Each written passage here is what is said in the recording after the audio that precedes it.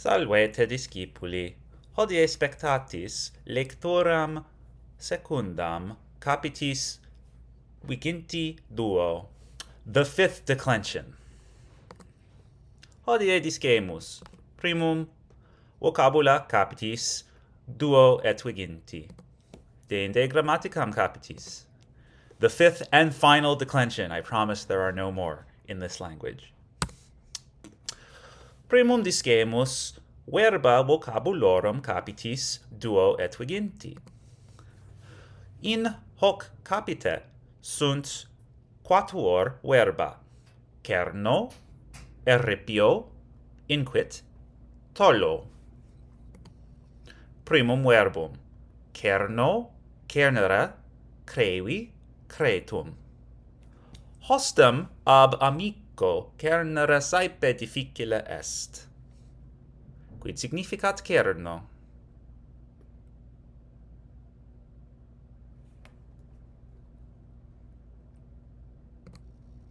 Proximum verbum, erripio, erripere, eripui, ereptum.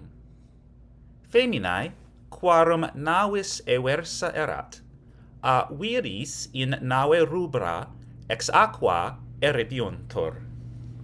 Quid significat eripio? Ecce feminae in aqua, ecce viri in nave. Iuvate nos, eripete nos. Quid significat eripio?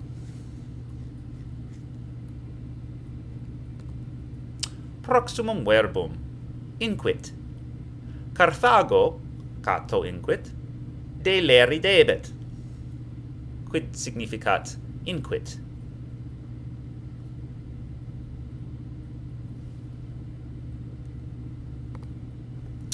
Ultimum verbum, tollo, tollere, sustuli, sublatum. Agnus Dei, qui tollis peccata mundi, miserere nobis, precantor Catholici in missa. Quid significat tollo?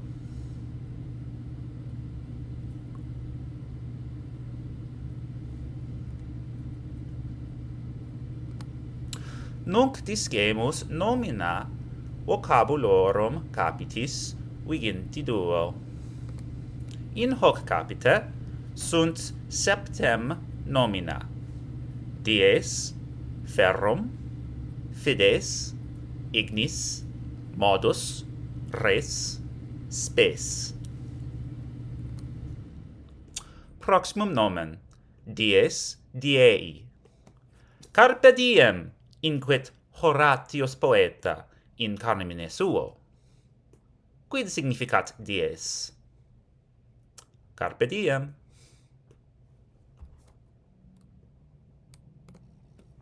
Proximum nomen, ferrum, ferri. Qui ferro vivit, ferro necabitur. Inquit Iesus. Quid significat ferrum? Ecce metallum, ferrum, ecce gladius e ferro factus. Quid significat ferrum?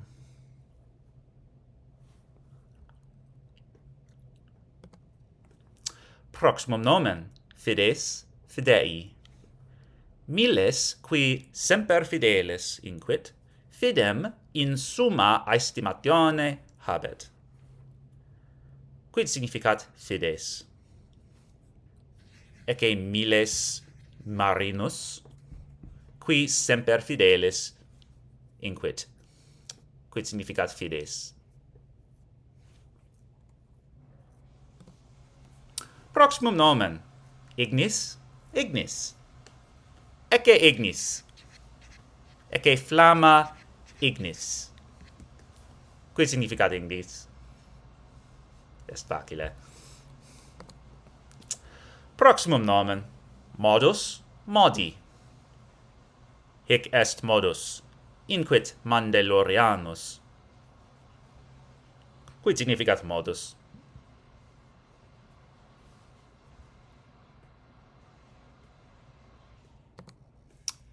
Proximum nomen, res, rei.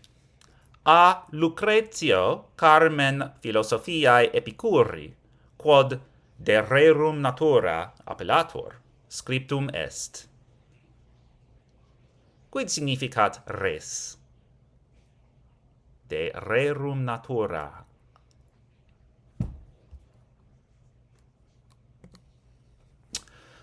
Ultimum nomen, spes, spei. Vita est, ubi spes est, qua fortitudinis replemor confirmamorque. Scripsit Anna Franca in libro diario. Quid significat spes? Vita est, ubi spes est.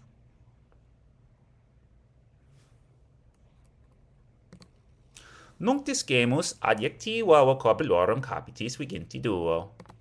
In hoc capite sunt quatuor adjectiva: aequus, felix, incertus, medius. Primum adjectivum: aequus, aequa, aequum. Iudex aequus, qui animo aequo est, iudicia aequa faciet. Quid significat aequus?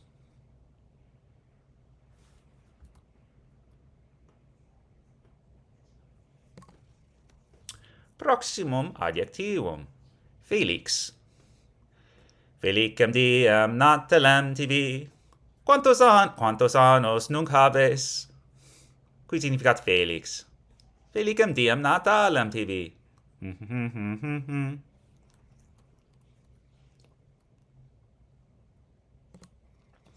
Proximum adjectivum: incertus, incerta, incertum.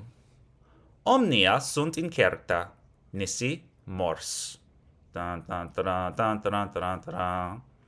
Quid significat incertus?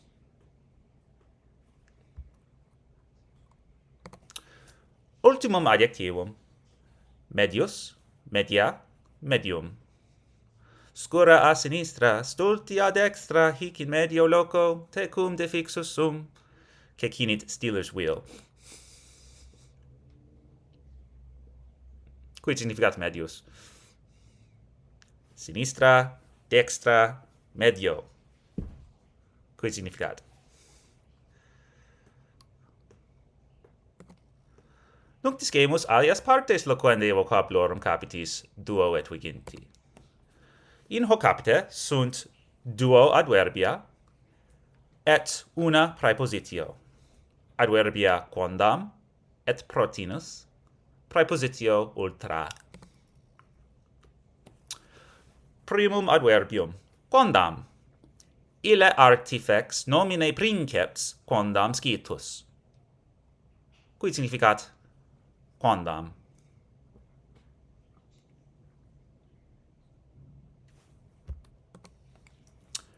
Ultimum adverbium: protinus.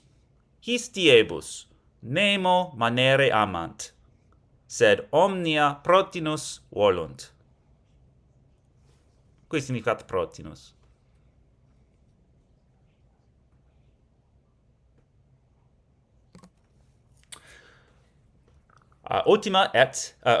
Prima et ultima praepositio. Ultra plus cassum accusativum. Ubi Caesar copias suas trans Rubiconem duxit, ultra fines imperii sui vadebat. Quid significat ultra?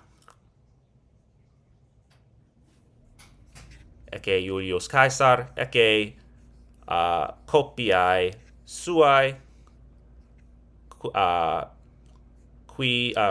quas Caesar trans Rubiconem duxit, ultra fines imperii sui vadebat.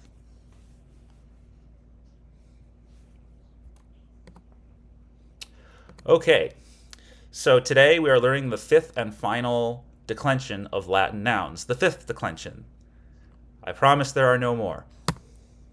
So, this is what it looks like.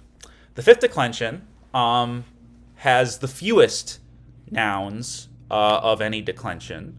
But they are some of the most important nouns. Words for like day, dies, or for thing, res, or for hope, space, and there's a few more. Glacies, okay, for ice. Hopefully that helps. The other thing is that all fifth declension nouns are feminine with the exception of dies in most situations. So dies, the word for day, is most often masculine. There's some tricky things with usage that look in the textbook and it'll explain. But for now, let's just keep things simple and look at the word for thing, which is res rei.